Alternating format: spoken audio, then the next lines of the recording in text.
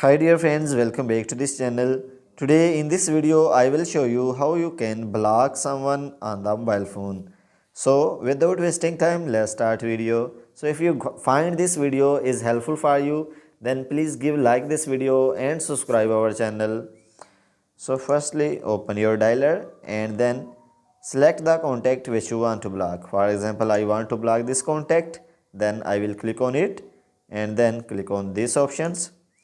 So here you will see three dot on the bottom right corner. So click on it and then click on block contact. So again confirm block contact.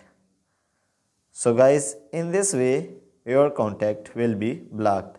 So guys, in this way you can block any contact. So guys, if this video is helpful for you, then please give like this video and subscribe our channel. Thanks for watching.